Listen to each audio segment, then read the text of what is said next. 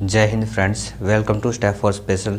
Today in this video we will discuss DED IDMR Paper 12 Unit 3.5 Indian Constitution Fundamental Rights and Duties of Citizen and National Integrations। आइए इसके बारे में जानते हैं कि किस प्रकार से यह बच्चे के लिए और नागरिक के लिए वैल्यूएबल है। आइए अब जानते हैं unit 3.5 Indian constitution fundamental rights and duties of citizen and national integration. आइए इसके बारे में जानते हैं कि किस प्रकार से यह सोशल साइंस में वैल्यूएबल है, ज़रूरत है इसका और यह अपना स्थान रखता है।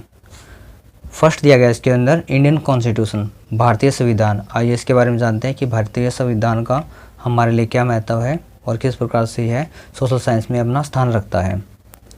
भारत का संविधान भारत का सर्वोत्तम विधान है जो संविधान सभा द्वारा 26 नवंबर 1949 को पारित हुआ तथा 26 जनवरी 1950 से प्रभावी हुआ।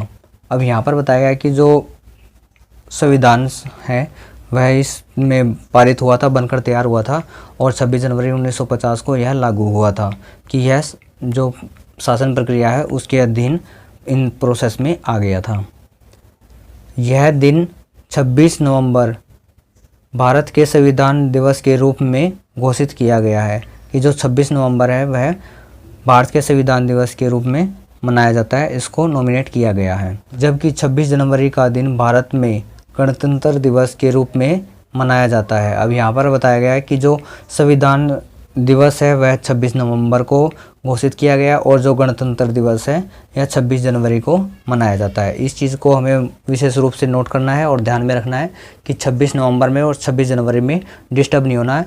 26 जो नवंबर है यह डे के रूप में सेलिब्रेट किया जाता है और यह दिवस के रूप में सेलिब्रेट किया जाता है। इस चीज़ को हम समझ लेंगे कि डे और दिवस गणतंत्र दिवस है जो 26 जनवरी के रूप में मनाया जाता है। आगे दिया गया इसके अंदर भारत का संविधान विश्व के किसी भी गणतांत्रिक देश का सबसे लंबा लिखित संविधान है कि जो भारत का संविधान है विश्व में जो भी लोकतंत्र देश हैं उनमें जो भी उनके संविधान उनमें से सबसे लंबा लिखित संविधान है, कॉन्स्टिट्यूशन है, ये यहाँ पर बताया गया है। इसके अंदर दिया गया है फंडामेंटल राइट्स, मौलिक अधिकार। फर्स्ट दिया गया इसके अंदर समानता का अधिकार, सेकंड दिया गया स्वतंत्रता का अधिकार, थर्ड शोषण के विरुद्ध अधिकार, फोर्थ दिया गया धार्मिक स्वतंत्रता का अधिकार। ये इसके अनुच्छेद दिए गए हैं, ये विशेषकर हमें नोट करने हैं और याद रखना। 5 दिया गया इसके अंदर सांस्कृतिक एवं शिक्षा संबंधी अधिकार। 6 दिया गया संवैधानिक उपचारों का अधिकार। ये जो बताए गए हैं फंडामेंटल राइट्स बताए गए हैं, मौलिक अधिकार जो प्रत्येक व्यक्ति के लिए समान है। ये जानते हैं मूल कर्तव्य।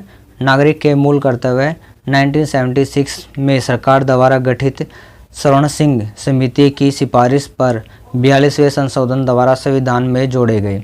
अब यहाँ पर बताया गया कि जो मूल अधिकार है यह स्वर्ण सिंह जो समिति है उसकी सिफारिश पर 42वां जो संशोधन था उसके द्वारा संविधान में जोड़े गए थे। फर्स्ट दिया गया इसके अंदर संविधान और उसके आदर्शों का पालन करें, संविधान और उसके आदर्शों का पालन करें।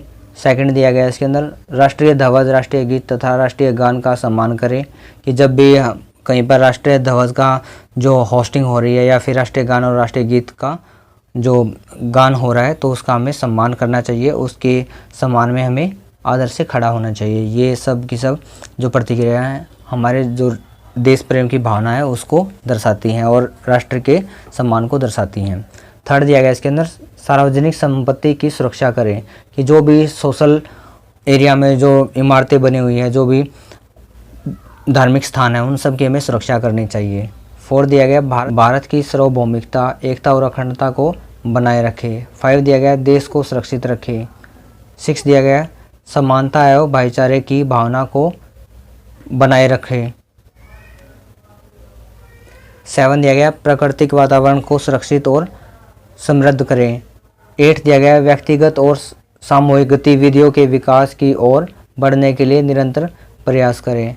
9 दिया गया माता पिता या अभिभावक को अपने बच्चों के लिए शिक्षा पाने के लिए 6 से 14 वर्ष के बच्चों के लिए सही अवसर प्रदान करना कि बच्चों के लिए एजुकेशन के लिए व्यवस्था करवाना। दिया गया दिल में आज़ादी के लिए हमारे राष्ट्रीय आंदोलन के उच्च आदर्शों को रखें और इसका पालन करें। अब ये यहाँ पर 10 पॉइंट्स बताए गए हैं। अब ये यहाँ पर जो पॉइंट्स बताए गए हैं ये हमारे मौलिक कर्तव्य हैं जिनका प्रत्येक व्यक्ति को जो राष्ट्र के प्रति और देश के प्रति जवाबदेही है उनको पालन करना चाहिए, ताकि देश के प्रति किसी प्रकार की योगदान एवं आवश्यकता पर वह सही से उसका कंट्रीब्यूशन कर सके और देश के विकास में अपना योगदान निभा सके और अपना विकास कर सके।